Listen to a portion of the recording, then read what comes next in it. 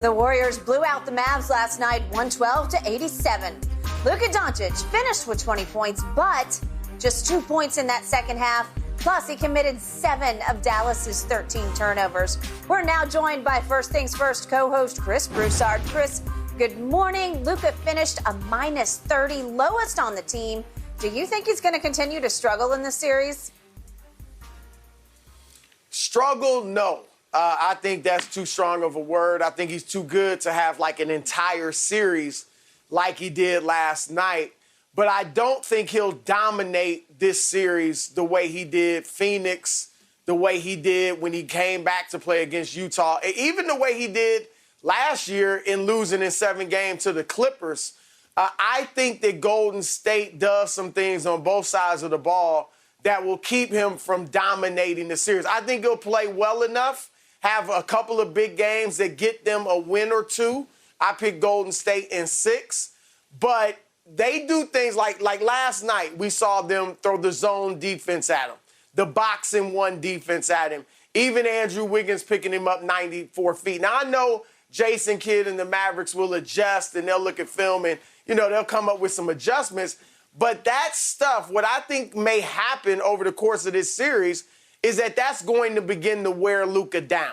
Having a guy like Andrew Wiggins, who's long, who's athletic, picking him up at times full court is going to take a toll on him physically and even mentally. And even when a box and one coverage, when a guy is just locked in on you, that will take its toll. And then on the other side of the floor, most teams in the NBA, they have a few guys that are stationary, that just plant themselves on the three-point line and wait for somebody to kick them the ball. And that would allow a defender like Luka to rest.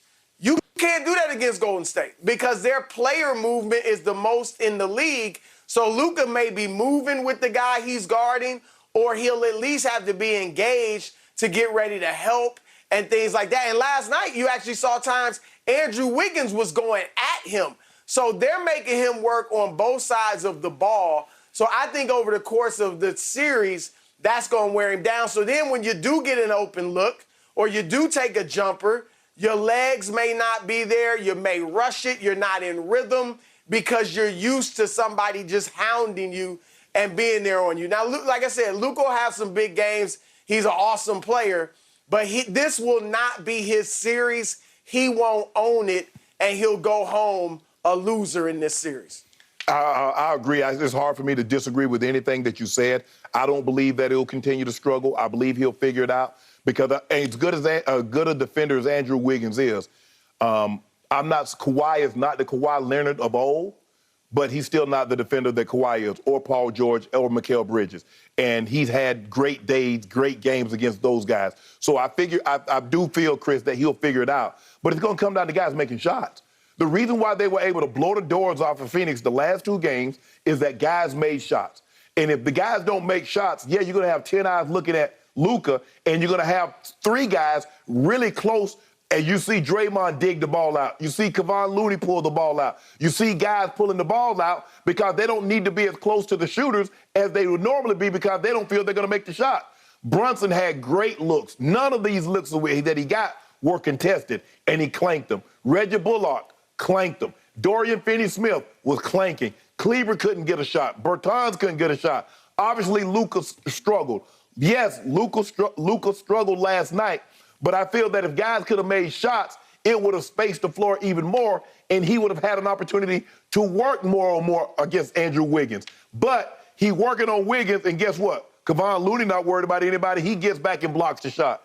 Draymond not worried about the guy that's sitting in the corner. Now he comes in and steals the ball. Luka will figure it out. He will be back. I'm saying he's going to have a 30-10, probably 30-10, probably 30 points, 10 rebounds. Assists are predicated on whether guys make or miss shots. So his assist total might not be what it normally would be, but Luka will figure this out.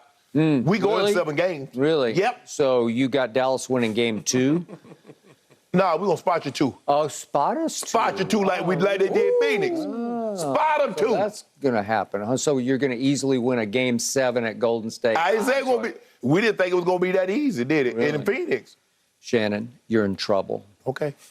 My eye test from last night said Luka, by your standards, will struggle the rest of this series. And I'm talking about the Shannon Sharp Memorial Superstar standards, the Baby Bird standards, comparing him to the great Larry Joe Bird, which is pure blasphemy. All we ask him to do to give up the hookah for the next 10 days. Okay. If he give up the hookah for 10 days, Chris, we in business. But we're not sure he actually hooked before the game. No, it was Tuesday. The game was last night. That was Tuesday. Right. You can't be on hookah before the day before the game. Are we sure about that? He's not I haven't doing tried that to shit. validate that. That's what the restaurant said. It was Tuesday. Tuesday? Okay. Well, whatever.